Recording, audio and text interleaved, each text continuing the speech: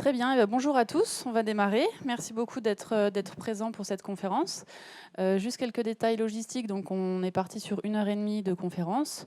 Voilà, il va y avoir prévu une demi-heure environ d'intervention, et puis après on laissera un grand temps aux questions, où je passerai dans la salle avec le micro pour les questions.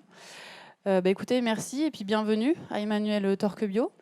Donc vous êtes chercheur au CIRAD, dans l'agronomie, l'agroforesterie, voilà, au carrefour agriculture, environnement. Vous allez nous expliquer tout ça. Donc c'est un thème d'actualité, malheureusement ou heureusement. Voilà, donc je ne sais pas exactement le thème, mais en tout cas c'est vrai qu'on entend de plus en plus parler. Il y a de plus en plus de questionnements qui naissent sur l'avenir de notre agriculture face au changement climatique. Qu'est-ce que nos champs vont devenir? Donc est-ce que l'arbre peut apporter des solutions? J'imagine que oui. Donc voilà, je vais vous laisser vous présenter peut-être un peu plus et puis ensuite dérouler la conférence. Et on parlera peut-être de votre livre aussi qui est en vente, sur les stands de Primevert. Merci. Merci beaucoup, bonjour à tous, merci d'être si nombreux. Oui, vous avez évoqué les problèmes de l'agriculture. Alors, on a intitulé cette présentation, j'espère que je vais arriver à vous expliquer comment on va faire. Comment les arbres peuvent sauver l'agriculture? Peut-être que j'aurais dû dire, est-ce que les arbres peuvent sauver l'agriculture? Je vais essayer progressivement de vous emmener dans cette promenade autour des arbres un peu particuliers que sont les arbres de l'agroforesterie.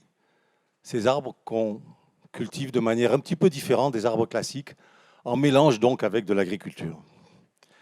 Pour commencer, essayez un petit peu d'imaginer, de voir autre chose. Pensez à des champs autour desquels vous avez des alignements d'arbres ou parfois dans lesquels vous avez des alignements d'arbres, des grands arbres. Un champ dans lequel il y aurait tous les 15 à 20 mètres une grande rangée d'arbres. Pensez à des haies autour de parcelles agricoles et ce que font les haies lorsqu'elles sont en nombre et entourent un grand nombre de parcelles agricoles à l'échelle du paysage et qu'on appelle le bocage. Ici en France, tout le monde sait ce que c'est que le bocage. Pensez à des brise-vents arborés, qui sont ces alignements d'arbres qu'on peut planter autour des parcelles lorsqu'elles sont soumises au vent pour protéger les cultures des assauts du vent. Pensez à un verger fruitier dans lequel vous auriez introduit du maraîchage, par exemple des cultures de tomates ou d'aubergines ou que sais-je. Pensez à un troupeau de moutons ou de bovins conduit en forêt, sous des arbres d'une forêt ou dans une plantation d'arbres. Pensez à ce qu'on appelle désormais une forêt comestible. Qu'est-ce que c'est qu'une forêt comestible? C'est un ensemble de nombreux arbres plantés pour ressembler à une forêt, mais dans lequel tous les arbres ont une utilisation comestible, alimentaire, plantés là pour une raison précise, pour assurer l'alimentation. Mais c'est une forêt alimentaire. Pensez à vos boissons quotidiennes que sont le café ou le cacao et la manière dont on les cultive dans les pays tropicaux. Eh bien, ce sont des cultures qu'on cultive sous des arbres d'ombrage. Parce que dans leur milieu naturel, le caféier ou le cacaoyer sont des plantes qui aiment l'ombre. Donc si on les cultive en plein soleil, ce n'est pas leur milieu. Il vaut mieux les cultiver sous des arbres d'ombrage. Pensez à des arbres dispersés dans les parcelles, un petit peu au hasard. Ceux qui connaissent l'Afrique vont tout de suite comprendre. Tout le Sahel est parsemé de champs dans lesquels vous trouvez ici et là des arbres, les uns à côté des autres, plus ou moins serrés, plus ou moins espacés. Vous les connaissez tous, ces arbres. Le baobab, le karité, par exemple, ce sont des arbres qui sont dans les champs, dispersés par-ci, par-là. On va voir comment ils s'y trouvent. Pensez, pour ceux qui connaissent la viticulture et qui la connaissent depuis longtemps, aux pêchers des vignes, aux oliviers qui étaient si fréquents dans nos vignes il n'y a pas si longtemps que ça, mais qui malheureusement ont disparu. Quel est le point commun de tous ces exemples que je viens de vous citer? Eh bien, c'est que ce sont des exemples d'agroforesterie. C'est le terme consacré désormais pour décrire toutes ces pratiques. Alors, tout de suite un point d'explication. Le terme agroforesterie, il est un peu ambigu en réalité. Parfois, il prête à confusion. Et quand on entend agroforesterie, bien sûr, on entend agro-agriculture, puis on entend foresterie, on pense à forêt. Et vous aurez remarqué dans ce que je viens d'écrire, j'ai parlé de forêt un petit peu, mais j'ai surtout parlé de champs. Donc l'agroforesterie, en réalité, c'est beaucoup plus souvent des arbres dans les champs que des arbres dans les forêts. Parfois, ça arrive qu'il y ait des forêts qui soient agrémentées d'une composante agricole ou d'élevage, donc je l'ai dit. Donc parfois, c'est ça. Mais il faut, quand on parle d'agroforesterie, un petit peu s'éloigner de la présence trop forte du terme foresterie dans le nom agroforesterie. Alors pour comprendre mieux, quel est le point commun entre tous ces exemples que je viens de citer? D'abord, vous l'avez deviné, désormais, c'est qu'il y a une association entre les arbres en question et une pratique agricole classique de culture annuelle et ou d'élevage des animaux élevés pour différentes sortes de production animale. Mais c'est un petit peu plus compliqué que ça. On n'associe pas les arbres avec la pratique agricole pour le plaisir. On les associe avec la pratique agricole parce qu'il y a une raison de faire ça, parce qu'il y a ce qu'on appelle des interactions entre la composante arbre et la composante agricole. Ces interactions, j'ai commencé à vous les évoquer un petit peu. Je vous ai parlé d'ombre tout à l'heure. Les caféiers et les cacaoyers qui ont besoin d'ombre. Eh bien, les arbres leur fournissent cette ombre. L'interaction, c'est la fourniture d'ombrage par les arbres aux cultures. Pensez à des arbres que vous plantez à côté de vos cultures et qui vont attirer des espèces auxiliaires, des insectes ou des oiseaux, lesquels vont aller se nourrir sur les maladies ou les ravageurs des cultures associées. Vous avez une interaction positive qui consiste à faire en sorte que vos arbres attirent des espèces qui vont diminuer la fréquence des maladies sur vos cultures. Mais attention, il faut tout de suite que je me fasse un petit peu aussi l'avocat du diable, parce que je ne voudrais pas passer pour quelqu'un qui vous fait un panorama idyllique de ces associations entre arbres et culture et vous dire que ça marche toujours, que c'est magnifique et que ça va résoudre tous nos problèmes. Oui, je pense que ça peut sauver l'agriculture, mais il faut quand même quelques principes et quelques précautions. Parce que les fameuses interactions que je viens de citer, elles sont positives souvent.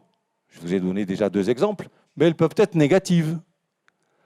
Pensez désormais à des arbres que vous avez plantés à proximité de vos cultures, mais dont malheureusement les racines sont superficielles et envahissent la zone des racines des cultures.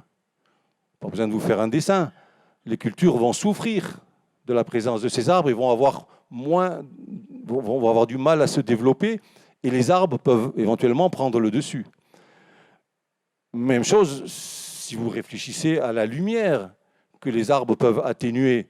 Certaines cultures, je vous l'ai dit, sont tolérantes à l'ombre, aiment l'ombre même. Mais il y a ces cultures qui ne supportent pas l'ombrage.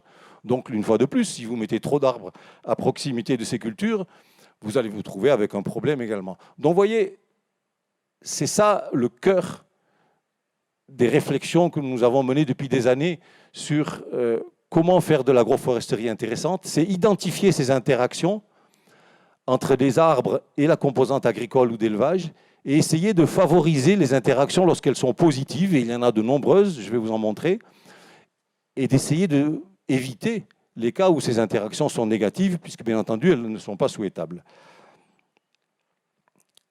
La manière, peut-être la plus synthétique, de décrire ces fameux arbres de l'agroforesterie avec leur fonction qui permet donc de favoriser ces interactions, c'est de parler de la nature polyvalente de ces arbres.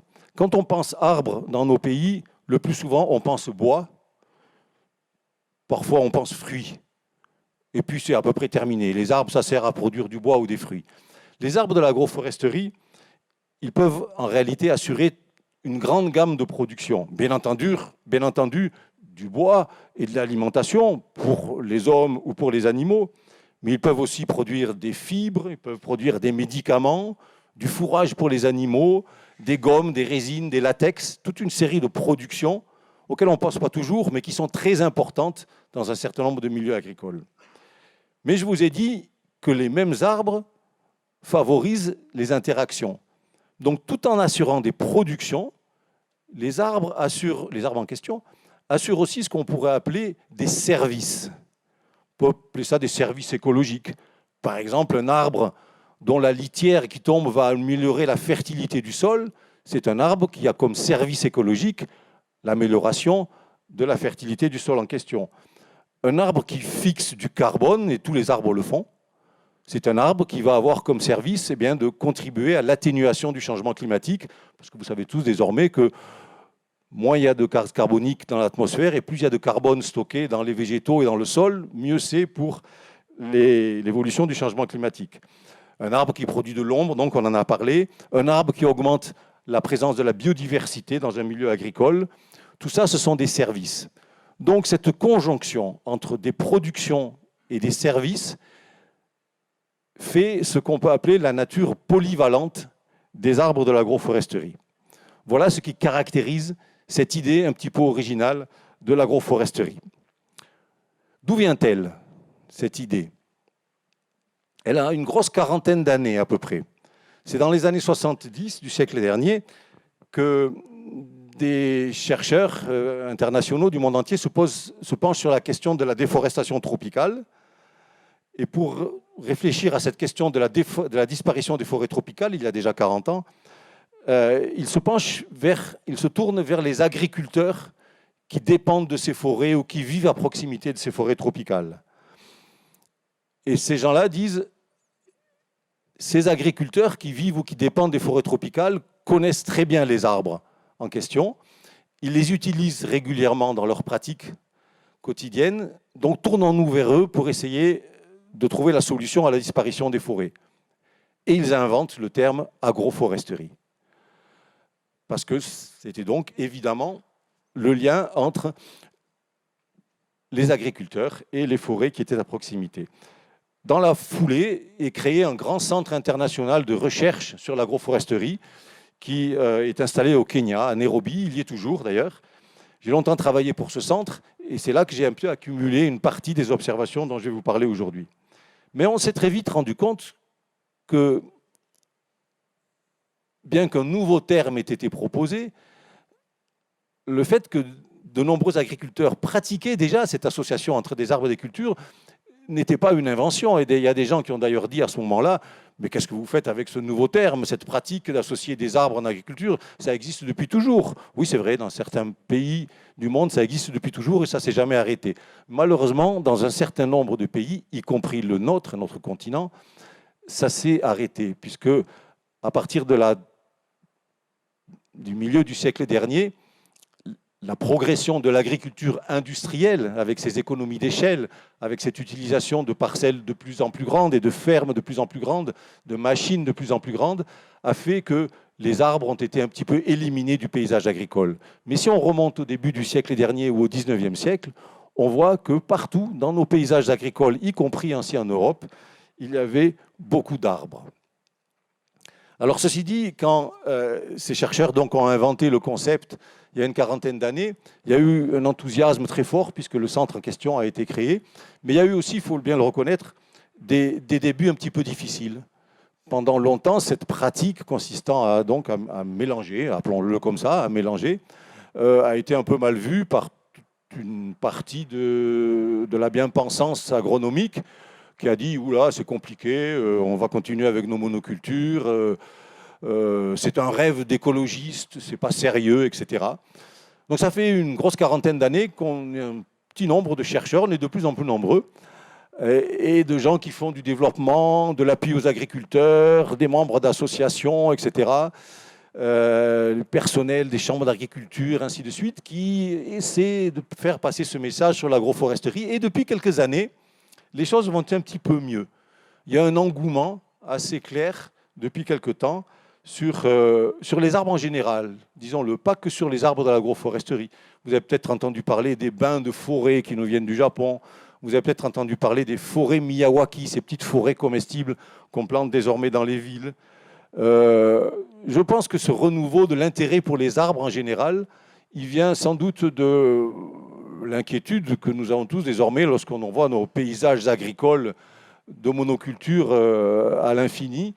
dans lesquelles on a l'impression que plus aucune vie n'existe à part une culture. Ça vient sans doute aussi de la prise de conscience du changement climatique, parce que tout le monde a compris que pour répondre au changement climatique, les arbres étaient une bonne solution. Ça vient sans doute aussi d'une mouvance actuelle, de mouvements proches de l'agroforesterie, que vous connaissez aussi sans doute, la permaculture, l'agroécologie. Vous avez entendu parler de ces démarches, c'est proche de l'agroforesterie, tout ça. Dans la permaculture, il n'y a pas forcément des arbres, mais il y a un mélange de cultures. Dans l'agroécologie non plus, il n'y a pas forcément des arbres, mais il y a des principes écologiques qui sont proches de ceux de l'agroforesterie. Voilà, j'ai commencé à essayer de vous donner un avant-goût de ce que ça peut être, mais pour que ce soit plus concret, on va passer quelques minutes à regarder des photos. Est-ce que je peux avoir l'obscurité sur l'écran ?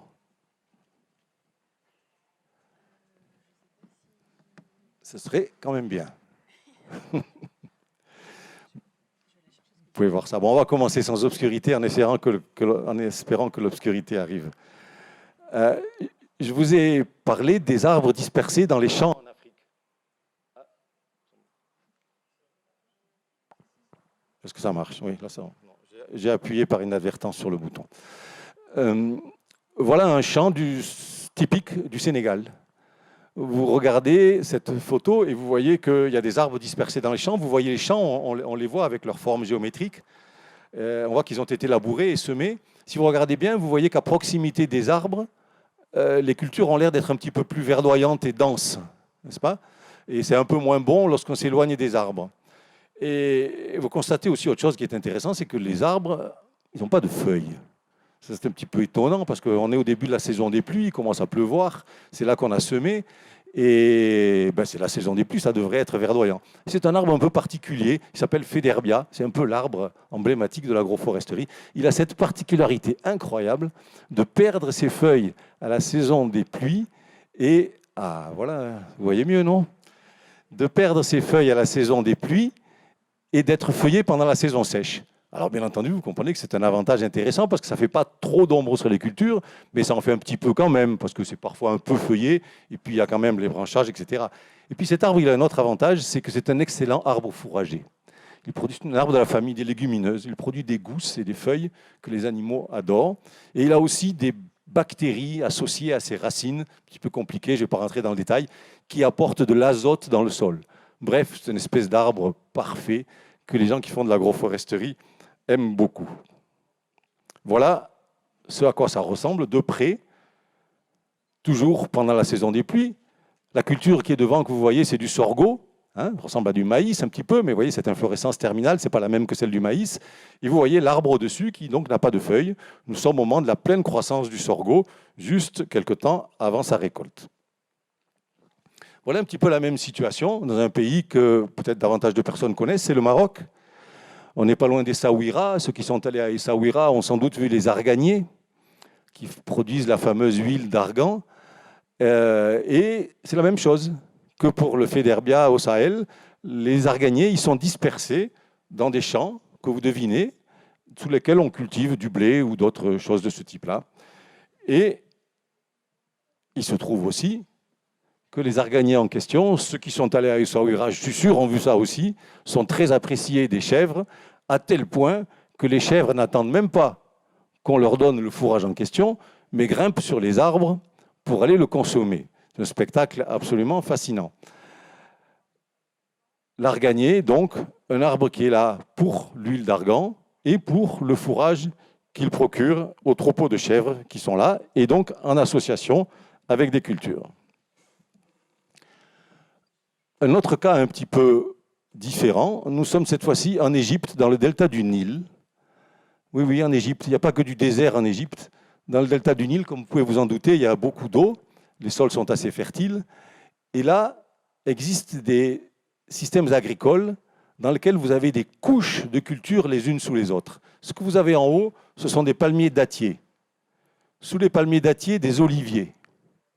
Sous les oliviers, des agrumes. Et sous les agrumes, des cultures maraîchères, comme des tomates ou des aubergines. Vous avez 4 couches de cultures les unes sous les autres.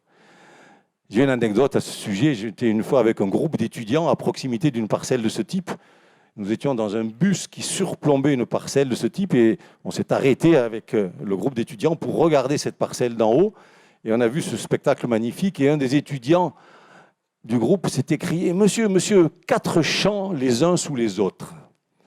Et c'est une expression qui est restée pour moi comme étant très imagée de ce que sont ces parcelles. C'est en effet un cas d'agroforesterie, donc, puisqu'il y a cette association entre des arbres et des cultures, mais à un niveau important, puisque là, il y a 4 couches. Et voici l'autre association dont je vous ai parlé tout à l'heure, ce sont les caféiers. Sous arbre d'ombrage, ici, on est en Tanzanie, dans les zones montagneuses de la Tanzanie, et les arbres sont là, vous voyez, avec une ombre partielle au-dessus du caféier. Le caféier, c'est la culture que vous voyez au niveau inférieur. Et vous voyez ces taches d'ombre et de lumière sur les caféiers, qui est exactement le type d'ombre que les caféiers apprécient. Il ne faut pas une ombre complète, il faut une ombre partielle. C'est comme ça que les caféiers poussent le mieux et font le meilleur café. Nous sommes ici dans un autre cas que j'aime bien citer aussi parce que je vous ai parlé de possibilités de maraîchage dans des vergers. Cette photo a été prise dans l'oasis de Damas, il y a longtemps, avant la triste période qui est en cours dans ce pays et qui, comme vous le savez, a sans doute détruit une grande partie de ce qui existe dans l'oasis de Damas. Mais avant que la folie des hommes ne détruise sans doute l'oasis de Damas, on pouvait observer à Damas ces magnifiques vergers d'oliviers sous lesquels on cultivait différentes cultures maraîchères. Encore un exemple d'agroforesterie. Je vous ai parlé, non, je ne sais plus si je vous ai parlé à ça, j'ai parlé à beaucoup de personnes aujourd'hui, la possibilité d'associer des arbres dans la viticulture également.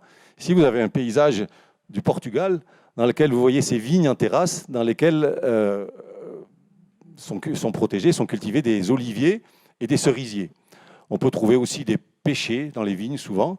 C'est quelque chose qui a un petit peu disparu chez nous, mais qui était très courant autrefois. J'ai terminé une première catégorie d'agroforesterie dans laquelle, vous voyez, il y a une espèce de couche supérieure avec des arbres et une couche inférieure avec des cultures. J'aborde maintenant une deuxième catégorie d'agroforesterie dans laquelle les arbres sont essentiellement disposés en ligne. Ce n'est pas un hasard, parce que si vous réfléchissez à l'introduction, à la présence d'arbres dans un paysage agricole, un arbre, c'est quand même grand, c'est gros, et c'est là pour durer, n'est-ce pas? Donc, c'est vrai qu'on ne peut pas en mettre partout. Et c'est vrai que, je vous ai parlé tout à l'heure des difficultés de l'agroforesterie, ça s'explique en partie par ça, parce que les arbres, on n'arrive pas toujours à les caser dans le paysage agricole, sauf si on les aligne. Parce que si on les aligne, on arrive à beaucoup plus organiser le paysage de manière à pouvoir le travailler, notamment avec les machines qu'on utilise désormais en agriculture, mais également pour les processus de récolte, etc. Là, ici, on est dans la région de Montpellier, dans le sud de la France, avec une parcelle qui vient d'être semée en céréales et dans laquelle il y a des alignements de noyers. Ce sont des noyers, pas pour produire des noix, mais pour produire du bois. Et là, il y a une recherche en cours par l'INRA de Montpellier sur la manière d'associer donc ces noyers avec cette culture. Et on a observé que c'est un avantage réciproque, à la fois pour les noyers et pour la culture, pour une raison assez simple, c'est que les noyers en question, ils poussent tard dans la saison, juin, juillet, août, septembre, alors que les cultures ont commencé à pousser beaucoup plus tôt, avril, mai, juin. Et donc, les arbres et les cultures se partagent les ressources du sol et de la lumière à des périodes différentes de l'année. Et cette complémentarité est encore un exemple d'interaction positive entre des arbres et des cultures.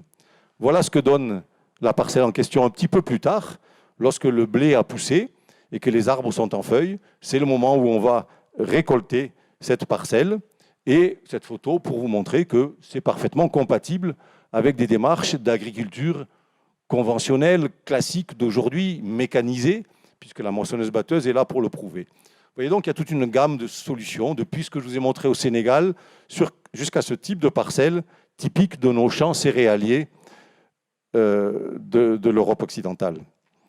Voilà le cas des haies. Ici, vous avez une haie assez grande, dans laquelle certains arbres ont acquis une dimension importante, qui tout simplement sépare deux parcelles voisines, c'est quelque chose de bien connu.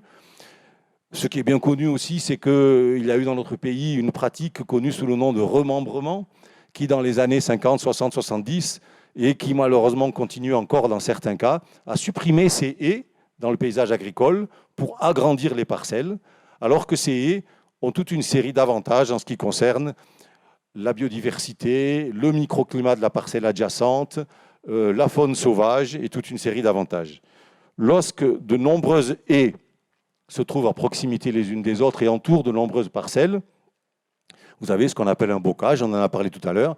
Là, vous avez une photo d'un bocage dans le Piémont pyrénéen, dans l'Aude, mais bien entendu, j'aurais pu prendre ça en Normandie, en Vendée. Des bocages, il y en a un petit peu partout. Il y en a même désormais en Afrique. Celui-là est au Burkina Faso. Il est complètement différent et innovant. Vous voyez qu'il est un petit peu géométrique, mais bon, il a l'intérêt d'exister. Et c'est une association du Burkina Faso que j'aime beaucoup, qui s'appelle Terre Verte, qui est à l'origine de ce bocage. Et dans ces parcelles, vous voyez, entourées de haies, les pratiques agricoles de ces agriculteurs sahéliens ont beaucoup évolué, ont beaucoup changé, parce que les haies permettent de séparer l'usage de la terre, notamment de contrôler les mouvements des animaux. Vous savez qu'en Afrique, les animaux se déplacent beaucoup, et que donc ce paysage bocager permet de modifier et dans de nombreux cas d'améliorer la pratique agricole. Je vous ai parlé de brise-vent tout à l'heure. Brise-vent, qu'est-ce que c'est un brise-vent? C'est un alignement d'arbres en bordure d'une parcelle. Ici, nous sommes en Afrique du Sud. Les arbres qui sont autour, la parcelle que vous voyez en vert clair, c'est une parcelle d'agrumes, ce sont des citronniers.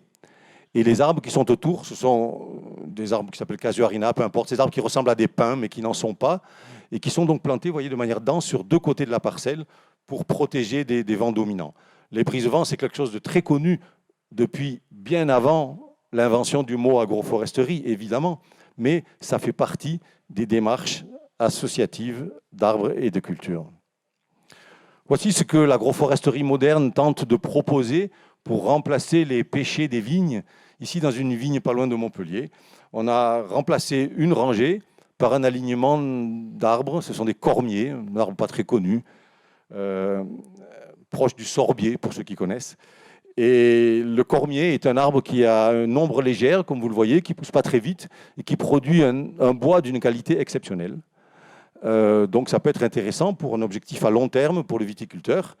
Et les cormiers ont aussi la particularité d'attirer un certain nombre d'insectes utiles qui vont contribuer à contrôler un certain nombre de ravageurs de la vigne.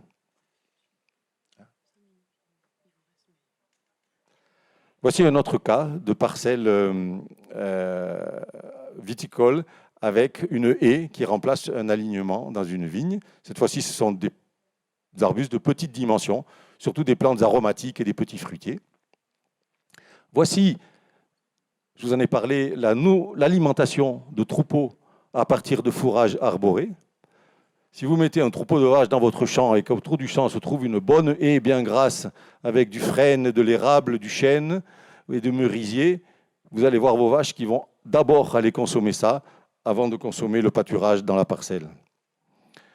Voici ici, en Espagne, un cas intéressant qui est un élevage porcin dans une parcelle dans laquelle sont cultivés des chênes qui sont soit des chênes lièges, soit des chênes verts. Pourquoi? Pour les glands. Pour les glands qui sont la nourriture favorite des cochons en question. Et donc, à la saison, lorsque les cultures ne sont pas là, parce qu'à la saison suivante, on va mettre des cultures sous ces arbres, les cochons sont là pour consommer les glands. Ils produisent un jambon que les amateurs connaissent, qui s'appelle pata negra, de qualité exceptionnelle. Voici ce que ça donne un petit peu plus tard, lorsque les cochons sont partis et qu'on fait pousser une céréale. Voici ici un autre cas d'agroforesterie récent et innovant, pas très connu. Vous savez qu'il y a des labels de production de volailles qui exigent que les volailles soient élevées en plein air. Eh bien, lorsqu'on éveille des volailles, les labels rouges notamment, lorsqu'on élève des volailles en plein air, elles n'aiment pas trop souvent lorsqu'il y a des choses qui les menacent dans le ciel, notamment des rapaces, des choses comme ça. Et si vous avez des arbres dispersés dans votre parcelle, les volailles s'en trouvent bien plus heureuses et plus productives. Voici la partie de l'agroforesterie qui se rapproche des forêts. Je vous ai dit tout à l'heure que très souvent, l'agroforesterie, c'était plutôt des champs que des forêts. Des champs avec des arbres, mais des champs. Là, on est dans un cas où l'agroforesterie est carrément devenue quelque chose qui ressemble à une forêt. On est en Indonésie, à Sumatra, et ce que vous voyez au fond, derrière les maisons du village, ce sont des grands arbres plantés pour la production de résine. Ce ne sont pas des conifères, mais ils produisent quand même de la résine. Et ces agroforêts, puisque c'est leur nom, sont des paysages agroforestiers spectaculaires, des chefs-d'œuvre d'ingéniosité paysanne. Il y a dans le sous-bois de ces forêts des multitudes d'autres espèces utiles, notamment fruitières, fourragères, etc., qui font de ces agroforêts des parcelles absolument exceptionnelles. Voilà, lorsqu'on se rapproche de ces agroforêts, à quoi ça ressemble à l'intérieur. Là, on n'est plus en Indonésie, mais on est au Ghana, en Afrique. Les connaisseurs reconnaîtront des bananiers, des papayers, du manioc, je vous laisse deviner, et la culture plus en masse, au milieu de la photo, en arrière-plan, c'est des cacaoyers. Et vous voyez au milieu de ces cultures les troncs des grands arbres de l'agroforêt en question qui dominent ces cultures qui sont dans le sous-bois. Voilà ce que ça peut donner souvent en Indonésie, à nouveau, à proximité des villages. Des arbres fruitiers, vous voyez ici, vous devinez un cocotier. Le gros arbre foncé, c'est un manguier, et ainsi de suite. Voici ici au Bangladesh. C'est intéressant le Bangladesh parce que c'est un pays qui est presque exclusivement constitué de rizières, comme vous le voyez au premier plan de la photo, sauf autour des villages où se trouvent ces agroforêts. Et les études ont montré qu'au Bangladesh, tout, absolument tout, en contexte agricole, sauf le riz, bien entendu, tout est produit dans les agroforêts. Les fruits, l'alimentation pour les animaux, le bois, le fourrage, les médicaments, tout absolument vient des agroforêts. Très, très intéressant, la complémentarité spatiale, vous voyez, entre ce qui est agroforêt et ce qui est culture annuelle. Voici une photo prise en France, en Bourgogne, donnée par quelqu'un qui est présent sur ce salon, Fabrice Desjours, de l'association Terre Gourmande, et qui, un petit peu trop vite, qui est le détail d'une forêt gourmande, d'une agroforêt, donc, telle qu'on peut l'imaginer chez nous, avec, vous voyez, des arbres d'espèces différentes mélangés, et dans ce cas particulier, une ruche. Ah oui, la ruche, ça peut faire partie aussi de quelque chose de type agroforesterie. Et voici pour terminer un petit diagramme qui vous résume tous ces exemples dont je viens de vous parler, la manière dont ils peuvent se répartir dans l'espace. Vous voyez que, je ne vais pas vous les décrire un par un, mais vous voyez que ces différents endroits d'un paysage agricole représentent les différents cas que j'ai évoqués par les photos que je viens de vous montrer. Voilà, j'ai terminé avec les photos. Je voudrais passer encore quelques minutes pour vous donner quelques détails de plus. Je ne sais pas si c'est nécessaire de rallumer la lumière ou pas, peut-être pas. Enfin, je sais pas. Si vous me voyez, on continue comme ça. Pas de lumière. Il y a quelqu'un qui dit pas de lumière. On continue comme ça. Ah bon, on ne me voit pas. Bon, alors, comme vous voulez.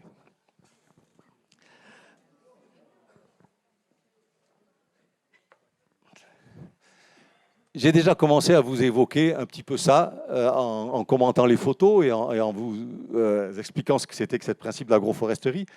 Et j'ai choisi 5 grands problèmes, parce que je vous rappelle qu'on a parlé de est-ce que l'agroforesterie peut sauver l'agriculture.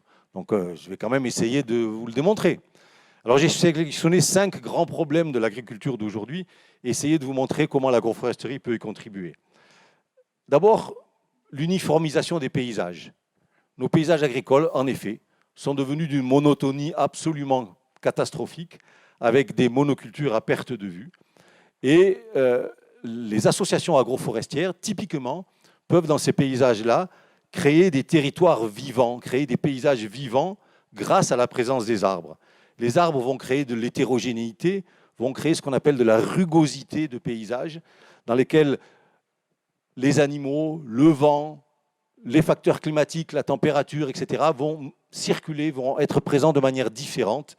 Et donc, il y a la circulation de l'eau, du sol également. Il y a une vraie modification du fonctionnement des paysages lorsque vous y maintenez des arbres.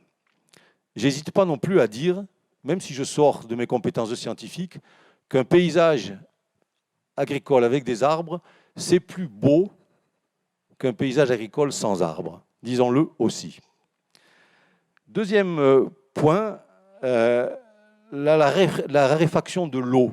Vous avez tous entendu parler de ça, du problème de nos nappes phréatiques, du problème des difficultés à avoir de l'eau au bon moment dans les pratiques agricoles. Eh bien,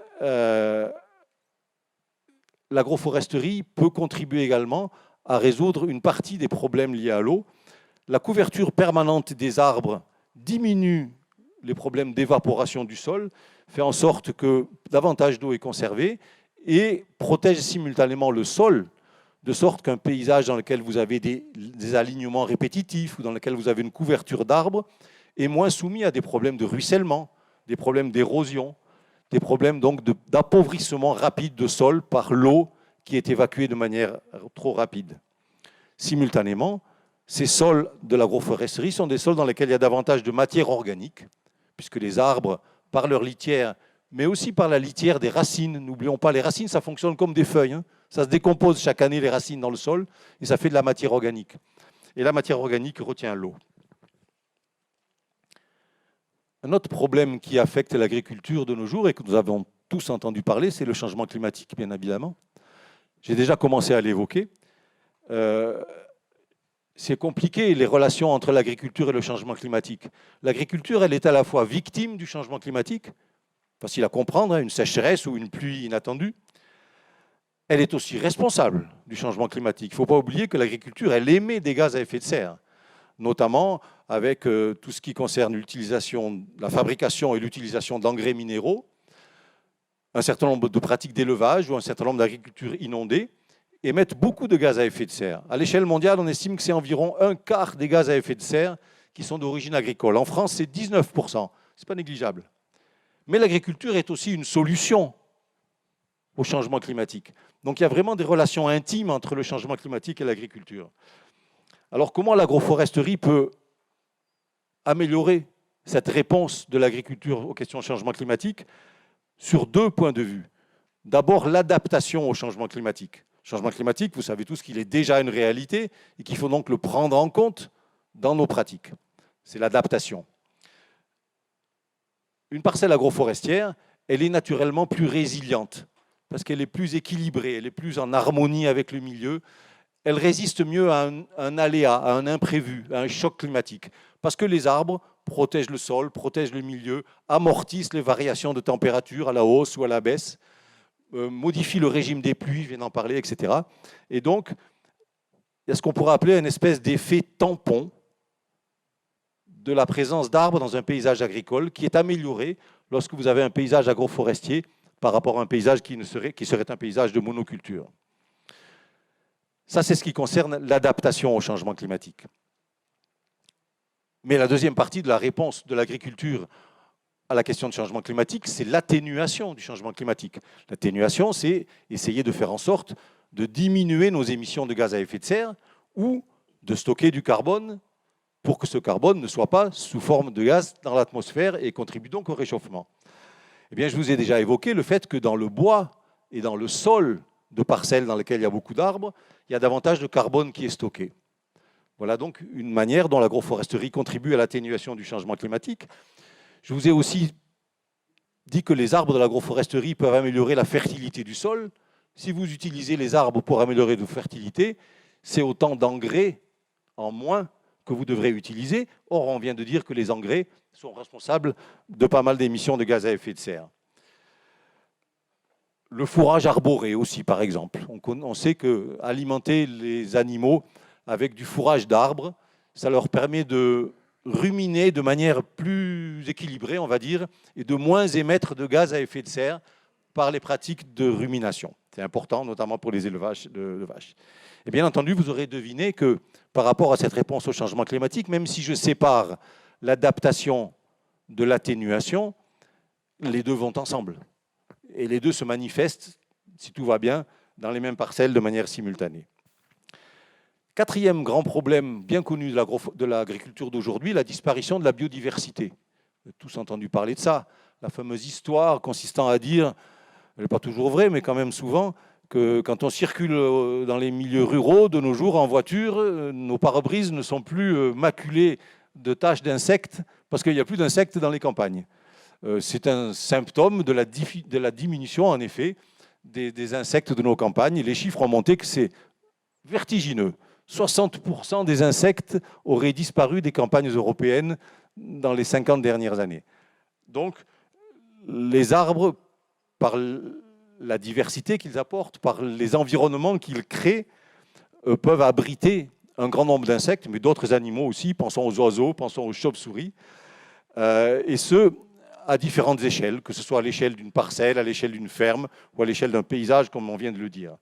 On a observé des corrélations très précises entre l'existence de situations agroforestières et la présence améliorée des différents éléments de la biodiversité, celle dont je viens de parler, mais également la diversité du sol. La biodiversité du sol, très importante. Les vers de terre, vous connaissez tous l'importance des vers de terre et le fait qu'il faut qu'il y en ait le plus possible, parce que les vers de terre sont des laboureurs naturels. Plus vous avez un sol agroforestier, plus vous aurez de vers de terre.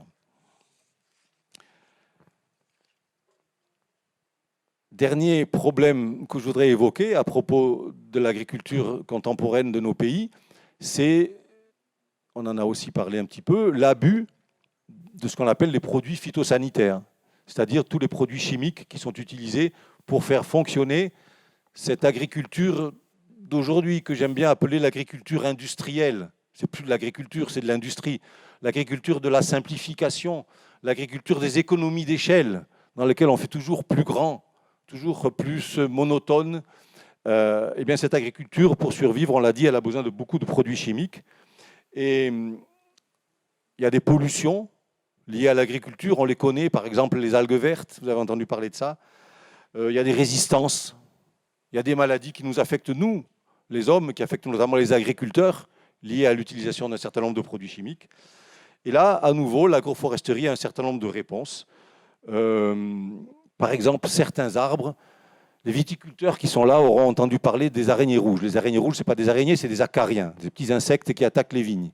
Eh bien, certains arbres abritent d'autres espèces d'acariens qui, eux, sont carnivores et qui donc vont se nourrir des acariens, eux, herbivores, qui attaquent les vignes. Voilà un exemple où vous avez un produit chimique qui pourrait être utilisé pour se débarrasser des fameuses araignées rouges et qui en réalité disparaît si on arrive à faire pousser des arbres qui attirent les insectes auxiliaires en question. On connaît beaucoup d'exemples de ce type-là. Je ne vais pas vous abreuver avec des cas particuliers. J'en connais un qui me plaît beaucoup, qui est celui des chauves-souris.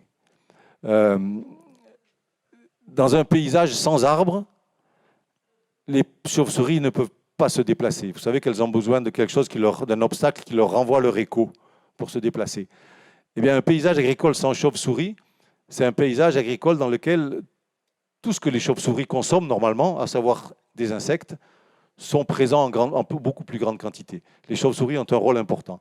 Et dans certaines parcelles, notamment des études qui ont été faites au Sénégal, des chauves-souris, mais des oiseaux aussi, présents dans les parcelles agroforestières, permettent de lutter contre une maladie bien connue, par exemple, qui s'appelle la mineuse du mil, un ver qui consomme le mil au Sénégal, qui est amélioré dans les situations d'agroforesterie. Voilà, dans ce dernier point, vous aurez deviné que j'évoque un petit peu de manière indirecte toutes les questions de l'agriculture biologique. Évidemment, l'agriculture biologique peut s'intégrer à des pratiques d'agroforesterie, mais là aussi, il faut être honnête et dire les choses comme elles sont. Si je n'en parle que maintenant, c'est parce que dans la définition de base de l'agroforesterie, dans la justification d'origine, il n'y a pas de question d'agriculture bio ou pas bio. Bien entendu, en ce qui me concerne, je souhaite qu'on fasse le plus possible l'agriculture bio en contexte agroforestier, mais ce n'est pas parce qu'on ne fait pas de l'agriculture bio qu'on ne fait pas de l'agroforesterie. On peut très bien imaginer une parcelle agroforestière avec des alignements d'arbres comme ceux que je vous ai montrés tout à l'heure, et à côté, entre ces arbres, un agriculteur qui fasse de l'agriculture conventionnelle avec des produits phytosanitaires. Ce n'est pas idéal, mais ça existe, il faut le dire, et c'est aussi un cas d'agroforesterie. Voilà, j'en ai terminé. Je voudrais, en guise de conclusion,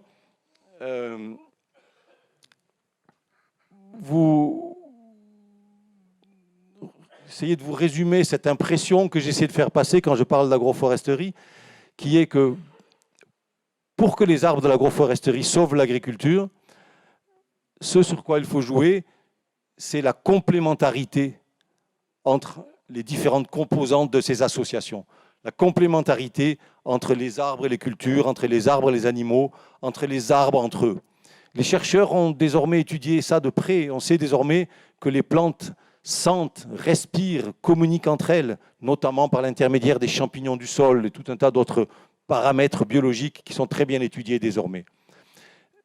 Ces interactions, cette complémentarité entre cultures, ça a été complètement ignoré de l'agriculture industrielle dont je parlais tout à l'heure, qui a, une fois de plus, essayé de travailler sur la simplification et la disparition de ces complémentarités. Il faut y revenir et dire que plus souvent, si on choisit les bonnes associations, bien entendu, je n'ai pas eu le temps d'en parler, mais pas n'importe quel arbre avec n'importe quelle culture, et pas n'importe quel arbre en fonction de n'importe quel climat, mais tout ça, ça coule de source, eh bien, on peut favoriser la complémentarité. Les arbres et les cultures peuvent se rendre mutuellement service, notamment au niveau des racines, c'est très très important. Mais je répète pour terminer, pour pas qu'on m'accuse d'angélisme, je répète que le combat est long, qu'il est en cours, que nous y travaillons. Je fais moi-même partie de l'Association française d'agroforesterie, j'ai travaillé longtemps sur ces questions. Il y a tout un tas d'organismes qui travaillent à ces questions, l'association dont je viens de parler, une autre association qui s'appelle l'Association des arbres et des haies champêtres, AFAC Agroforesterie, très active et très présente en France pour tout ce qui concerne les haies.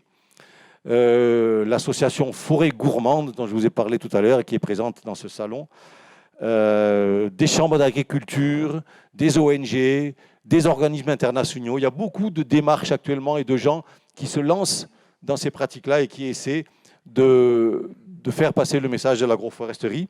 Mais c'est un combat qui est lent, il faut bien le reconnaître. On voit les choses s'améliorer, on voit de plus en plus de situations agroforestières ici et là, mais je vous mentirais si je vous dirais, d'ailleurs vous pourriez le vérifier tout de suite, qu'on va trouver une parcelle d'agroforesterie à la sortie de chaque village de nos campagnes. Non, non, malheureusement pas, ça viendra peut-être un jour, je l'espère.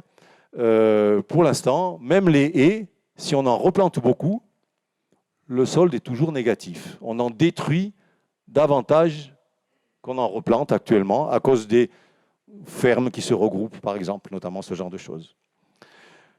Voilà, le dernier mot que je voudrais citer, et j'essaie d'y contribuer en vous parlant aujourd'hui, c'est que cette démarche alternative, on est bien ici au Salon des alternatives, elle manque d'expression au niveau de l'enseignement agricole.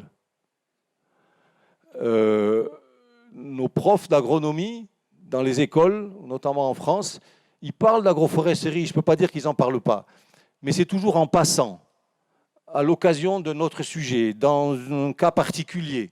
C'est jamais présenté comme un thème principal, essentiel. D'ailleurs, il n'existe pas de diplôme d'agroforesterie en France, alors qu'il y a d'autres pays dans lesquels il en existe. Voilà, donc il faut essayer de contribuer à ça, et c'est ce que j'ai essayé de faire modestement aujourd'hui en vous présentant cet exposé, et j'espère vous avoir convaincu. Merci de votre attention.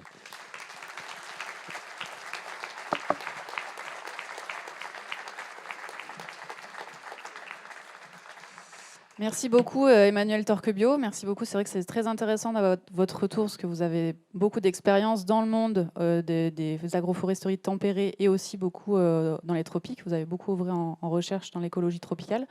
Vous êtes l'auteur de plusieurs ouvrages, donc le dernier, le livre de l'agroforesterie, voilà, que vous pourrez retrouver sur le salon.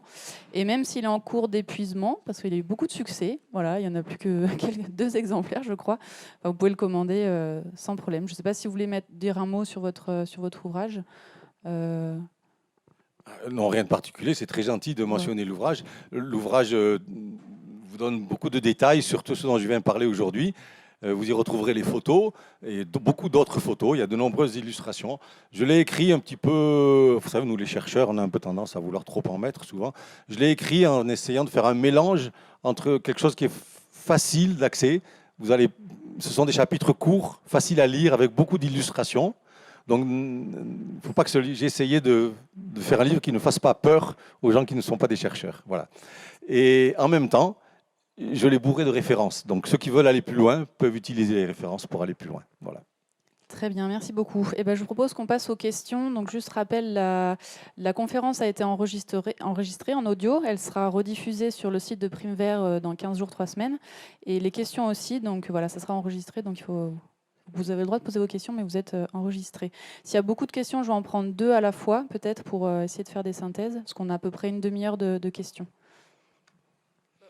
On va les 2 en même temps, puis comme ça... Donc j'avais une question par rapport à l'agriculture syntropique ou syntropique. Syntropique, ouais. Est-ce que vous avez vu des cas d'agriculture syntropique sous nos latitudes? Et voilà, quels ont été les résultats? Oui, j'avais une question sur l'exemple du Charolais, le Morvan.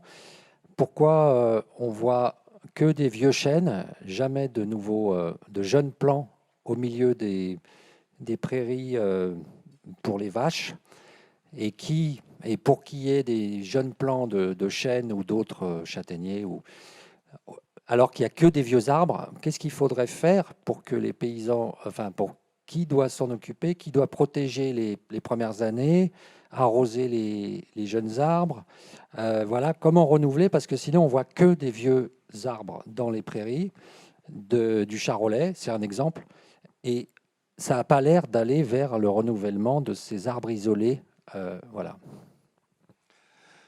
Bon, je vais répondre aux 2 questions. La première, la syntropie, c'est une pratique agricole un petit peu difficile à résumer en quelques mots. Ça consiste à faire pousser ensemble, en syntropie, donc en association, des cultures qui se complémentent, qui se renforcent les unes les autres. Ça se rapproche un petit peu de la permaculture, mais ça a été élaboré avec beaucoup de détails par des gens qui ont travaillé surtout en zone tropicale, au Brésil. Donc moi, j'ai vu un petit peu d'agriculture syntropique au Brésil, mais pour répondre à votre question, j'en ai jamais vu ici en pays tempéré en Europe.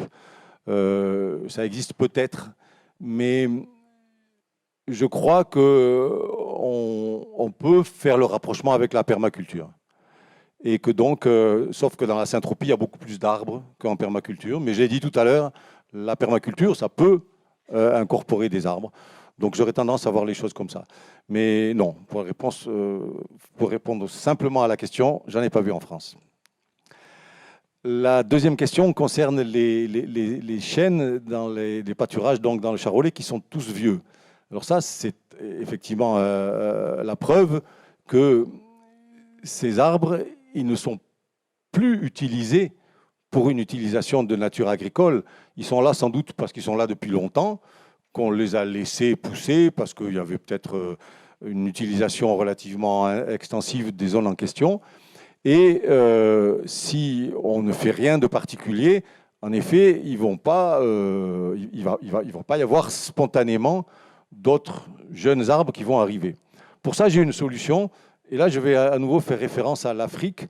Tout à l'heure, je n'ai pas eu le temps de vous en parler, mais il y a une pratique bien connue en Afrique qui s'appelle la régénération naturelle assistée. La régénération naturelle assistée, qu'est-ce que c'est? C'est lorsque vous avez dans un champ ou dans une haie ou que ce soit des choses, des plantes, notamment des arbres, qui germent spontanément, eh bien, c'est de les protéger pour les amener à la phase adulte le plus rapidement possible en les protégeant d'éventuels dégâts de toutes sortes, des animaux qui viendraient les brouter ou de passage d'engins ou de passage de piétons, que sais-je. Et cette régénération naturelle assistée, elle est à l'origine de... Vous vous souvenez de la première photo au Sénégal? Tous ces arbres dispersés dans les champs. La régénération naturelle assistée est à l'origine de tous ces arbres dispersés dans les champs africains. Ils ne sont pas plantés. Ils ont germé là spontanément.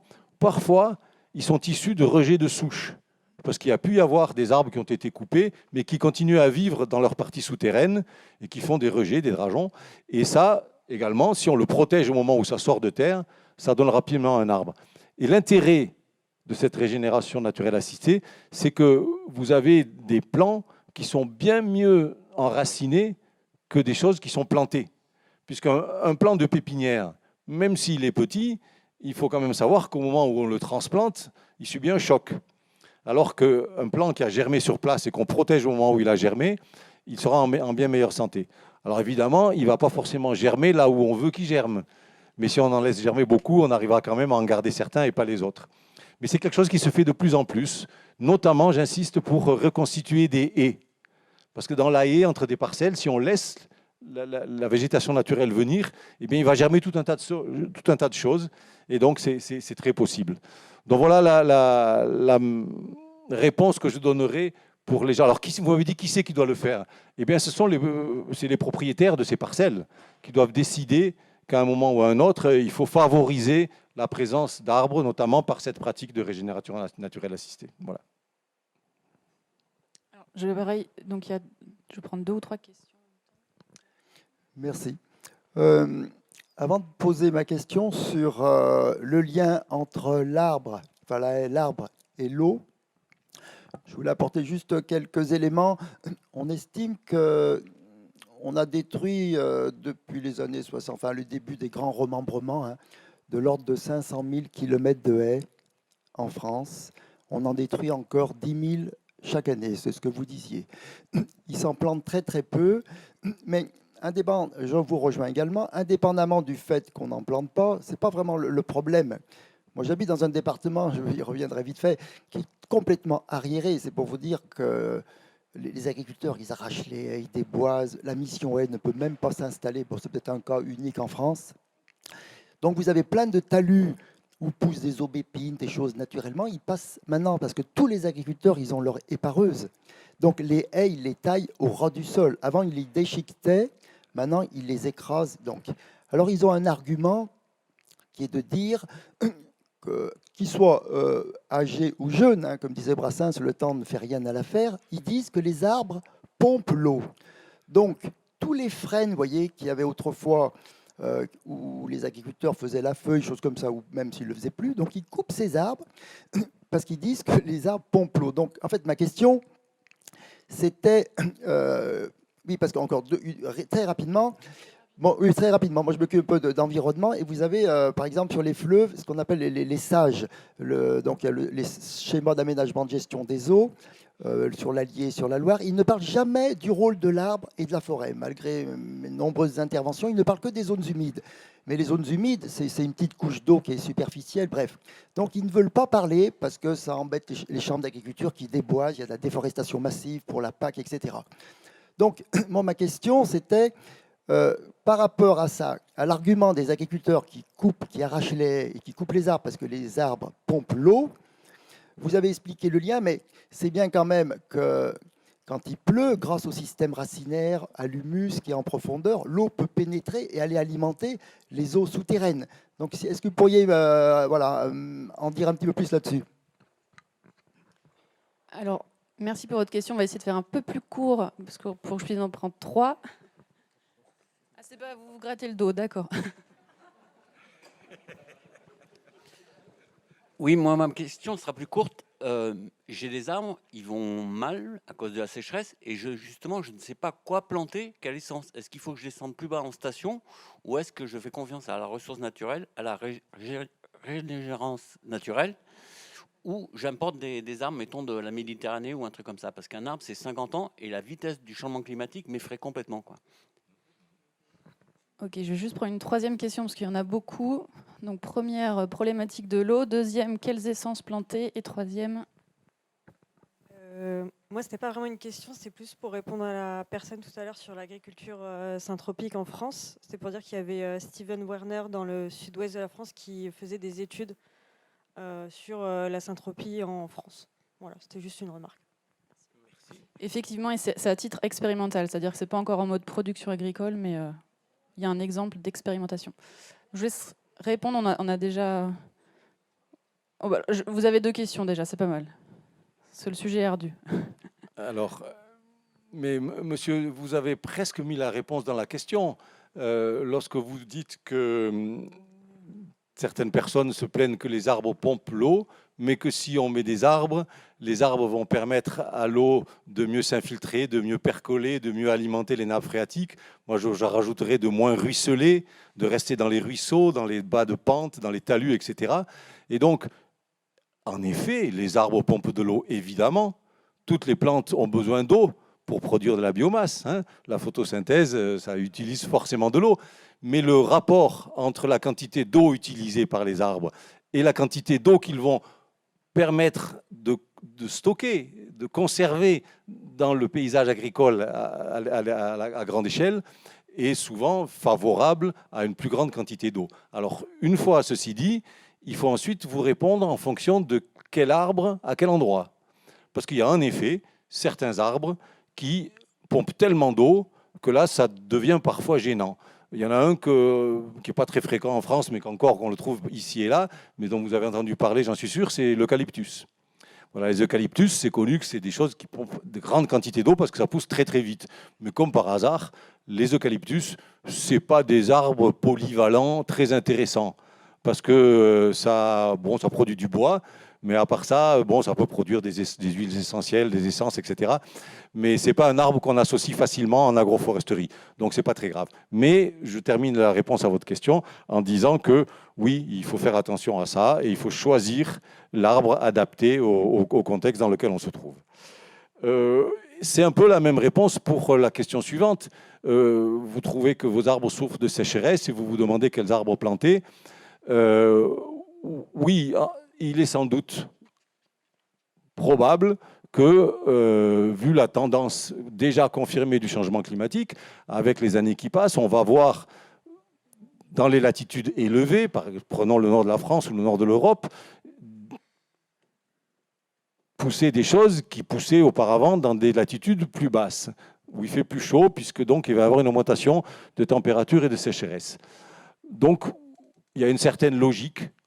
Il y a pas mal de personnes qui le font déjà, que ce soit des agriculteurs, des forestiers beaucoup, ou des chercheurs, qui testent une gamme d'espèces différentes en fonction justement de zones climatiques qui ne sont pas les zones climatiques d'aujourd'hui, mais qui sont ce qu'on pense que le climat va devenir à l'avenir. Donc la première partie de ma réponse, oui, il faut tester de nouvelles espèces, tout en essayant de rester dans les espèces locales de notre continent. Vous ne pouvez pas trop aller chercher des espèces à l'autre bout du monde, si on peut quand même. Mais la deuxième partie de ma réponse, c'est comment on plante ces espèces, ces arbres, et où on les met, dans quel type de sol, à quel moment on les plante, quelle dimension ils ont quand on les plante, ainsi de suite. Et ça peut tout changer. Notamment, moi, je suis un ardent défenseur de la plantation de petits plants. Mais quand je dis petit, c'est petit. Les plantes de pépinière de l'année. Des graines qu'on a fait germer éventuellement dans un petit sachet en plastique ou dans un pot, comme on trouve chez les pépiniéristes, mais qui sont dans ce pot depuis moins de 6 mois, qui ont été semées, par exemple, au printemps pour que vous les plantiez à l'automne. Là, votre plant d'arbre, il a 10 ou 15 cm. Et les racines qui sont dans ce pot de plantation n'ont pas encore atteint le fond du pot, surtout si le pot est assez profond, et donc sont encore dans une situation où lorsque vous allez transplanter votre plant, les racines vont pouvoir tout de suite continuer à pousser de manière verticale et atteindre les profondeurs du sol. Amusez-vous un jour à acheter dans une pépinière un arbre qui est là depuis, ça se voit tout de suite, hein, les arbres un peu tordus qui ont été coupés, qui ont repoussé depuis 2 ou 3 ans ou plus. Achetez ce plant et déterrez-le et observez les racines. Et vous verrez que dans ce pot, les racines tournent au fond du pot. Ça veut dire que c'est rédhibitoire, c'est terminé. Votre arbre, il ne poussera jamais bien. Vous pouvez le transplanter autant que vous voulez, vous pouvez l'arroser autant que vous voulez. Il va avoir des racines qui vont s'étaler à la surface, qui vont continuer à tourner. Il n'aura jamais de racines pivot. Donc voilà, je suis un fervent défenseur de la plantation de petits arbres pour répondre en partie à votre question, y compris, j'insiste beaucoup, y compris, parce que je m'intéresse à cette question, y compris en ville. Y compris en ville, où on voit le long de nos trottoirs, le long de nos routes, tous nos services municipaux qui plantent des machins qui font 3, 4, 5 mètres de haut avec des tuteurs gigantesques. Vous avez tous vu ça. À Lyon, il y en a plein. Alors, ils essaient de faire des efforts. Ils mettent beaucoup de sol, ils mettent du fumier, etc. dessous. C'est bien. Mais ce serait encore mieux de planter des petits arbres en quantité. Il y en aurait quelques-uns qui mourraient là-dedans, mais ça donnerait des arbres qui seraient en très très bonne santé. Donc voilà, je vous suggère ça. Et puis la qualité du sol en général. Il faut quand même, quand on plante un arbre, il faut vérifier, voilà, faire un grand trou, mettre du compost, vérifier qu'il y a de la bonne terre et tout, et quand même arroser au moins pendant le premier été ou les 2 premiers étés. Voilà. Alors, il y avait une question. Oui, je voudrais insister sur le fait que vous avez peut-être pas suffisamment parlé du sol nu dans les cultures. Et effectivement, l'agroforesterie a cet avantage de fournir un couvert au sol. Et c'est une folie, effectivement, que de penser que, un, le labour est une folie, et deux, eh bien, que le sol n'est jamais couvert et que ça rend le sol foutu. J'en profite pour dire aussi que je suis président d'une association d'agroforesterie qui pratique la forêt-jardin et que je me tiendrai à la fin de la séance, à la sortie, pour parler d'un projet qui est basé essentiellement sur les plantations d'arbres avec les enfants des écoles. Donc, parce que nous mettons, nous, dans notre projet, l'enfant et l'arbre au centre du dispositif. Parce que c'est le côté pédagogique qui doit être aujourd'hui privilégié pour les générations futures. Voilà, donc ça ne se passe pas très loin de Lyon, ça se passe à Néron-dans-l'Ain, et l'association s'appelle Fort pour demain. Voilà.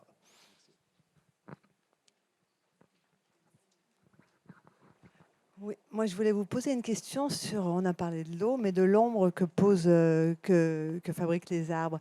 Et en fait, tous vos exemples sur les diapositives, enfin, elles partaient des pays chauds, où il y avait une forte luminosité, beaucoup de soleil.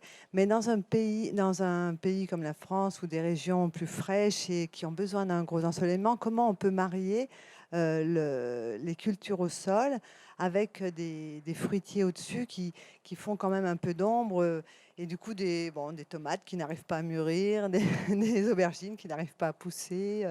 Voilà, je me dis quelles essences choisir pour arriver à trouver les bonnes associations. Je réponds à ces 2 questions, on en prend une autre. Encore une autre. Là, il y en a j'ai une vu là. là-bas. Bonjour, moi du coup je suis jeune agriculteur et j'ai commencé à expérimenter pas mal de plantations agroforestières, donc plantation de haies et formation d'arbres têtards pour le fourrage. Et il y a quelque chose que j'ai remarqué, que j'aimerais appuyer, c'est le fait qu'on parle beaucoup de plantation, mais pas d'entretien et de gestion de l'existant. Et je pense que c'est quelque chose qui est important parce qu'on voit beaucoup d'arbres dépérir en fait, qui ne sont pas entretenus dans nos campagnes. Et il n'y a aucun, je trouve, moyen qui est mis en place pour appuyer les agriculteurs ou des propriétaires pour entretenir l'existant, en fait. Voilà. Du coup, en fait, ma question, c'est quels sont les moyens qui sont mis en place à ce niveau-là? Merci. Oui, que des bonnes questions. L'histoire du sol nu, d'abord pour répondre à monsieur là-bas. Oui, je n'ai pas parlé de sol nu, mais c'est excessivement important. Réfléchissons ensemble à la manière dont fonctionne notre agriculture, celle que nous voyons tous les jours quand nous nous déplaçons dans les campagnes françaises. Pendant à peu près 6 mois de l'année, il n'y a rien. Il n'y a rien. Les champs sont vides. Et le plus souvent, vous aurez remarqué aussi qu'ils sont soigneusement labourés, retournés. Parce que la vision classique de l'agriculture, c'est que plus on laboure, mieux ça vaut. Eh bien, si vous comparez ça avec ce qui se passe dans un écosystème naturel, c'est exactement l'opposé. Dans un écosystème naturel, le sol n'est jamais nu, puisque quand les plantes meurent, elles tombent au sol, elles restent là sous forme de tiges, sous forme de différentes formes de végétation, même pendant la saison sèche, pendant la saison froide, puisque là on est chez nous, donc je parle de saison froide, mais dans les pays tropicaux, c'est la même chose pour la saison sèche. Et donc,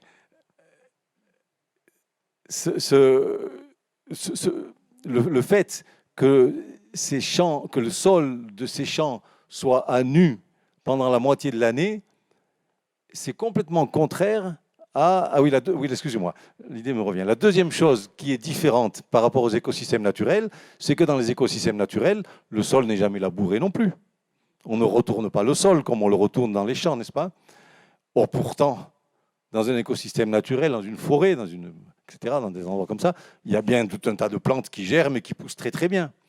Donc on peut, et il y a un type d'agriculture d'ailleurs qui s'appelle l'agriculture de conservation, qui met en œuvre cette démarche de ne pas labourer et de mettre des plantes de couverture qui donc répondent au problème que soulevait monsieur, qui est de faire en sorte que le sol ne soit pas à nu pendant la saison défavorable, afin de le protéger des variations de température, des excès de pluie, etc. Pour en protéger la biodiversité aussi. Vous imaginez bien que quand il fait très chaud ou très froid, la biodiversité du sol, les millions de bactéries qui vivent dans le sol, elles sont influencées par ça et elles vont pas forcément, et l'érosion également, elles vont pas forcément continuer à être présentes. Donc, oui, tout à fait d'accord. Désolé, monsieur, de ne pas en avoir parlé, mais le fait que l'agriculture conventionnelle d'aujourd'hui et des longues périodes de sol nu, c'est un vrai problème. Et les arbres, avec leur couverture, peuvent en partie répondre à cette question. La deuxième question concernait le fait que ce soit difficile de gérer l'ombre dans nos pays parce qu'il y a moins d'ensoleillement que dans les pays chauds. D'abord, ce n'est pas toujours le cas. Hein. La zone tropicale humide, je vous rappelle qu'il y a beaucoup de pluie et de nuages. Hein. Il n'y a pas que du soleil. Et ensuite, il y a tout un certain nombre de pratiques, disons, qui consistent à faire en sorte que l'ombre que les arbres apportent soit relativement légère et ne soit pas trop abondante. Par exemple, les noyers que je vous ai montrés au début, dans une parcelle où il y avait aussi des céréales, ils sont élagués, leurs branches latérales sont supprimées pour qu'ils montent assez haut et pour qu'ils fassent une ombre relativement légère sur les cultures. De sorte qu'on arrive à gérer des arbres comme ça. On peut aussi les espacer un petit peu plus. Bien sûr, si on plante des arbres trop serrés les uns par rapport aux autres, on va créer un environnement forestier. Ce n'est pas ça qu'on veut. On veut un environnement agro-forestier, donc avec un milieu relativement ouvert. Donc on va pouvoir espacer les arbres, les élaguer. On va pouvoir aussi choisir les cultures qu'on associe. Et là, c'est vrai que toutes les cultures ne répondent pas de la même manière. Le point faible, et que nous, chercheurs en agroforesterie, on a beaucoup du mal à traiter, c'est que l'immense majorité de nos cultures classiques, notamment toutes les céréales, ont été sélectionnées pour des conditions de plein soleil. Et que donc, elles supportent mal l'ombre.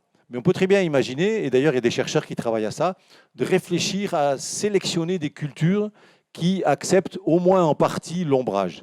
Alors que les céréales, ce sera un peu compliqué, quoique, il y a des gens qui travaillent sur des variétés de blé tolérantes à l'ombre, sait-on jamais, mais c'est vraiment pour l'instant du domaine expérimental. Mais il y a d'autres choses, comme par exemple des variétés de haricots, des variétés de courges, qui supportent un ombrage partiel. Et si vous avez dans certaines partie de la France, notamment le sud que je connais bien, c'est un endroit où la chaleur et le soleil sont tels en été. Dans la région de Montpellier, c'est bien connu que si vous avez un jardin potager en plein soleil, eh bien à partir du mois de juin, terminé. Votre jardin potager, il va fonctionner jusqu'à la fin mai, et puis après, il n'y a plus rien qui peut pousser là-dedans pendant toute la période d'été. C'est normal, il fait trop chaud et trop sec. Mais sauf si vous avez un potager dans lequel vous avez dispersé quelques fruitiers ou dans lequel vous avez un ou deux mycocouliers qui font une ombre un petit peu légère et mobile. Hein. Bon, pas un chêne vert, hein, parce que ça va faire trop d'ombre. Mais certains arbres, si vous les choisissez bien, ça va pouvoir faire une ombre partielle. Voilà la réponse à votre question. Pas facile, hein, vous avez raison, mais on y travaille, on va peut-être y arriver. Ensuite, pour répondre aux jeunes agriculteurs, d'abord bravo pour lancer l'agroforesterie dans votre exploitation, c'est super. Et alors là, sur l'entretien des arbres, mais vous avez touché dans le mille une question essentielle, absolument essentielle. Je tiens ce chiffre de l'ancien président de l'Association française d'agroforesterie. La moitié des arbres plantés dans nos campagnes, la moitié, n'atteignent jamais l'arbre adulte. Ils sont tous morts avant. Imaginez que ce soit la même chose avec nos animaux d'élevage.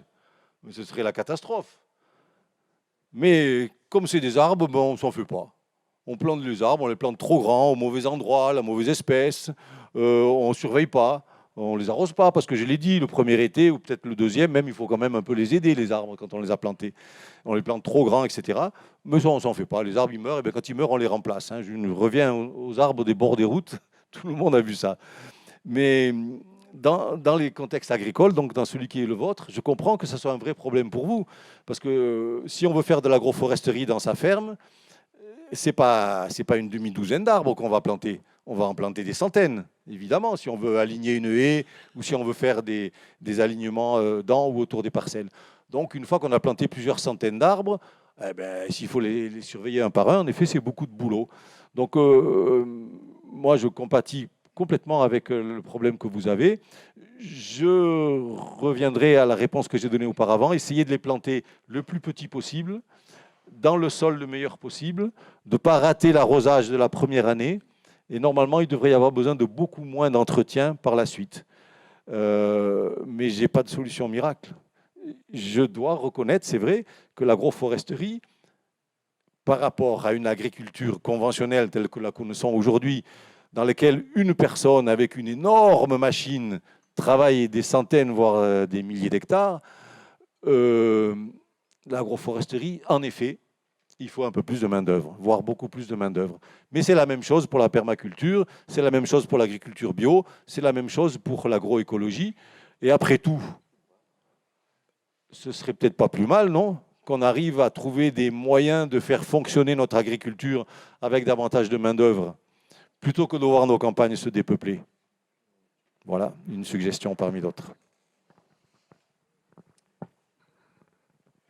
Bonsoir, merci de votre démonstration. Pour la métropole, je ne sais pas pour Lyon, mais pour la métropole, je vais souvent au parc de Paris et leur comportement de ceux qui entretiennent ce parc, qui a beaucoup d'arbres anciens, ils remplacent les arbres qu'ils ont été obligés de détruire dû à la sécheresse par des tout petits arbres maintenant, ce qui n'était pas le cas 4 ou 5 ans avant. Avant, il y avait des arbres, ils plantaient des arbres de 1,50 m, 2 mètres, mais je pense qu'il y a pas mal qui ont dû mourir. Vous voyez bien que les choses changent dans le bon sens. Merci, monsieur. C'est vrai que je me permets de rajouter par rapport au, si vous voulez implanter des arbres chez vous, maintenant il y a un nouveau label qui s'appelle le label végétal local, voilà, c'est une filière qui est en train de se développer, donc la filière devient accessible pour les agriculteurs ou les projets qui des milliers de plants. Il n'y a encore pas beaucoup de plants en vente au petit goutte à goutte pour les particuliers, mais en tout cas, n'hésitez pas, à chaque fois que vous allez chez votre pépiniériste, de leur parler de ce nouveau label végétal local pour pousser la filière à se développer. Et ça garantit en fait d'acheter un plant qui est non seulement la graine locale, c'est-à-dire on achète un cornouiller sanguin, un érable champêtre qui sont d'origine de France, mais en plus que la graine a été récoltée en milieu sauvage et naturel, a été élevée dans notre région biogéographique de référence et on peut la planter. On est sûr que ça garantit la localité du plan. Voilà. Oui, merci. Après un jeune agriculteur, un ancien agriculteur, donc moi j'ai vécu l'évolution de l'agriculture dans les monts du Lyonnais depuis une cinquantaine d'années. Alors vécu et parfois subi, puisqu'on était sur un modèle relativement intensif, voire très intensif au vu de certains. Je voudrais témoigner par rapport à votre intervention tout à l'heure. Vous nous avez dit habiter un département, je ne sais pas lequel, arriéré. Vous avez employé ce mot-là. Moi, je pense habiter un territoire, je voudrais le voir d'un côté plus optimiste. Si je regarde l'évolution que j'ai pu vivre sur ma carrière, et surtout sur ces 10 dernières années, où pour le coup je suis moins actif, mais je regarde un peu ce qui se fait autour de chez moi, est arrivé un jeune agriculteur qui, alors ne fait pas de l'agroforesterie proprement dite, mais on va parler plutôt d'agroécologie. Alors il est arrivé il y a une dizaine d'années. Au début, les autres le regardaient. Certains le regardaient, beaucoup le regardaient. Maintenant, il y en a toujours qui le regardent, d'autres qui s'en inspirent, et puis d'autres qui le suivent. Et il a été, je voudrais dire, moteur. Alors, pour développer son exploitation, mais aussi pour amener un dynamisme sur le territoire et qui aboutit à, je vais me limiter à 2 actions fortes sur le territoire. On dit qu'on ne plante pas beaucoup de haies. Chez nous, les structures se battent pour planter les haies. C'est-à-dire que la communauté de communes en plante, le syndicat de rivière en plante, les chasseurs en plantent, et je dois en oublier. Et donc, ça a amené un dynamisme. Et le deuxième dynamisme, ça a fait que ça aboutit à créer un GI2E, c'est un groupement d'intérêt économique environnemental, et une CUMA, qui ont pour objectif d'avancer vers quelque chose de plus écologique, une agriculture plus respectueuse. Et ça aboutit notamment à des aides pour l'achat de matériel spécifique et adapté, pas pour acheter des charrues, pour acheter par exemple un semoir qui fait du sursemis, Le dernier point que je voudrais mettre en avant, et vous avez légèrement abordé l'intérêt du bois, mais de l'arbre lui-même pour le sol. Et là, c'est un intérêt direct qui a été cerné, puisqu'il y a eu des études de fait, par l'apport de broyats, de plaquettes de bois. Le GI2E a permis de financer des études, des suivis d'analyse de sol, et qui prouvent très largement ce qui était espéré. Et ça aboutit à ce que vont se mettre en place début mars sur le territoire des Monts du Lyonnais 3 plateformes de broyage qui vont broyer du bois amené par les agriculteurs, amené par les paysagistes et amené par les particuliers, et tout cela restitué au sol. Et donc, on peut aussi avoir une vue, on va dire, moins pessimiste de la situation actuelle. Merci beaucoup. C'est vrai que c'est rare, mais on espère que ça se développe de plus en plus, ce genre de... Alors, je vois l'heure, il nous reste 5 minutes, donc je vais prendre voilà, peut-être 2 questions, essayer de faire un peu plus court. Oui, j'ai entendu parler que les arbres, quand on piochait, que les racines descendaient en profondeur et allaient jusqu'au sous-sol et remontaient des éléments minéraux pour les redéposer via la chute des feuilles en surface. Alors, est-ce que vous pourriez un peu développer le sujet, s'il vous plaît? Je prends une deuxième question. Il y avait non? Oui, derrière. Bon, alors moi, ce n'est pas une question, c'est pour répondre aux jeunes agriculteurs. Donc, moi, je fais partie d'une association qui fait de la plantation de haies avec les habitants. Et dans l'Ain, il y a une CUMA qui s'appelle BALA, B-A-L-A, qui a acheté du matériel de gestion des haies et qui fait des tournées chez les agriculteurs dans les régions. Et voilà, ça permet d'entretenir ces haies sans avoir le matériel. Voilà, c'était juste pour dire ça. Alors, vous avez de la chance, il y a une deuxième question. Merci en tout cas. Vous avez abordé la question de la taille du plant. Entre semis et plant, qu'est-ce que vous préconiseriez? Parce que dans les discours qu'on entend, le semis serait encore plus favorable que le jeune plant. Merci. Bon, donc... En 3 minutes. En 3 minutes. Et après, c'est fini. Alors, votre commentaire, monsieur, est très intéressant. Merci beaucoup, qui nous rend optimistes. C'est très, très bien. Vous avez donc parlé de ces agriculteurs qui se lancent en agroécologie, qui ont été un petit peu regardés au début et puis qui maintenant sont suivis. C'est très bien. C'est bien connu qu'en agriculture, quand on change de pratique, il faut avoir du courage. C'est plus compliqué l'agriculture que d'autres choses. Imaginez que vous changiez votre régime alimentaire. Au lieu d'acheter des pâtes comme si, vous achetez des pâtes comme ça. Vous allez faire ça tout seul dans votre cuisine, personne ne va le voir que vous avez changé de pratique alimentaire. Mais si vous changez votre culture dans votre champ, tous les voisins vont le voir tout de suite. Donc il faut du courage pour changer sa culture dans son champ. C'est ça que dit monsieur. Au début, voilà, il faut un certain courage. Et le jeune agriculteur qui est là, qui fait de l'agroforesterie, il faut le féliciter parce que c'est pas facile. C'est sûr qu'il y a des gens qui vont vous moquer, mais il faut tenir le coup. Et au bout de quelques années, finalement, les gens viendront à ça. Donc, c'est important. Merci, monsieur, de ce témoignage. Vous parlez du broyat de bois pour améliorer la qualité du sol. Oui, je n'ai pas parlé de ça, mais c'est très important. Tout le bois qu'on peut récupérer et réincorporer dans le sol, c'est important. Il y a un type de bois que je voudrais évoquer qui s'appelle le bois raméal fragmenté. C'est un terme barbare. Bois raméal fragmenté. Raméal, c'est branche, vous voyez l'étymologie. C'est des petites brisures de bois, de jeunes rameaux qui sont coupés dans un certain nombre d'arbres, qui sont incorporés dans le sol très rapidement, alors qu'ils sont encore verts, et qui améliorent notamment la croissance des champignons dans le sol. Donc c'est encore mieux que du broyat de vieux arbres, j'allais dire. C'est du broyat de jeunes bois, et qui est très favorable. Donc le bois raméal fragmenté, vous trouvez ça facilement sur Internet, une pratique très intéressante. La question sur, je ne sais plus d'où ça venait, quelqu'un qui a demandé le fait que les arbres soient capables, lorsqu'ils ont des racines en profondeur, de ramener des nutriments. Les nutriments, c'est les substances nutritives du sol, en surface pour qu'elles soient utilisées, une fois qu'elles sont dans le sol, par d'autres plantes. Oui, c'est le cas, monsieur, ça a été mesuré. Alors, je ne pense pas que ça a été mesuré ici en zone tempérée. Mais il y a des mesures qui ont été faites en zone tropicale, où il y a des arbres qui poussent plus vite, où on arrive à faire des études plus rapidement. C'est compliqué, hein, parce qu'il faut être sûr que les nutriments en question sont bien des nutriments qui ont circulé, qui ont été absorbés par les racines des arbres en profondeur, puis qui ont constitué la matière de l'arbre, à savoir les feuilles, puis lesquelles feuilles sont tombées au sol, se sont décomposées et finalement sont venues en surface du sol, alors qu'à l'origine, elles étaient en profondeur. Donc c'est bien ça. Ça s'appelle la théorie du filet racinaire de sécurité. Ça a été démontré, alors j'insiste, hein, ce n'est pas général, et c'est un cas un petit peu particulier, mais ça a été démontré dans quelques cas. Oui. En tout cas, c'est très intéressant et c'est quelque chose qu'il faut essayer de favoriser. La dernière question qui concerne les semis ou les plants, c'est pas pareil.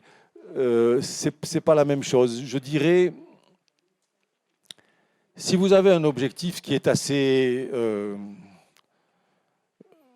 rigoureux, j'allais dire, avec un schéma de plantation, des dimensions à respecter, des parcelles peut-être pas très grandes, etc., peut-être que le plan, c'est une solution rassurante. Le plan petit, hein, je rappelle ce que j'ai dit tout à l'heure.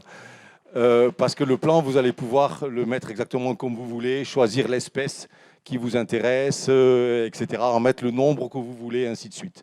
Notamment si c'est une haie ou si c'est un alignement en bord de chemin ou en bord de ruisseau, que sais-je, etc. Si par contre vous avez des parcelles plus grandes, vous avez un peu plus de temps peut-être, que vous avez une démarche, on va dire, un peu plus laxiste de la manière dont votre paysage agricole doit s'organiser, à ce moment-là, je pense que le semis est très intéressant.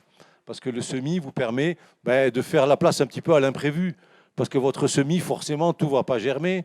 Il y a des choses qui ne vont pas germer au bon endroit.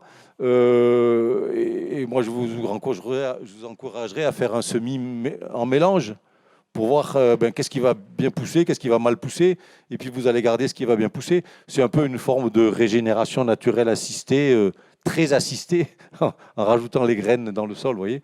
Pourquoi pas. Donc je dirais que ce n'est pas la même chose.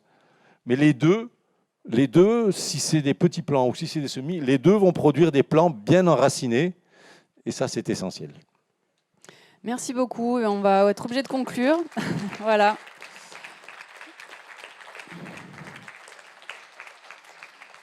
Et donc, c'est vrai que la conférence sera rediffusée et n'hésitez pas, c'est vrai que maintenant on a la chance, là on sent qu'il y a plein de questions qui n'ont pas de réponse, mais c'est normal.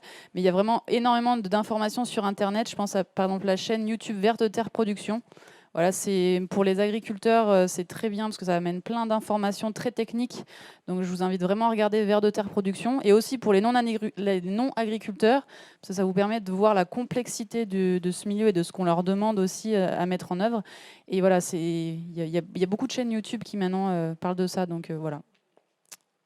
Merci encore à Emmanuel Torquebio. Voilà.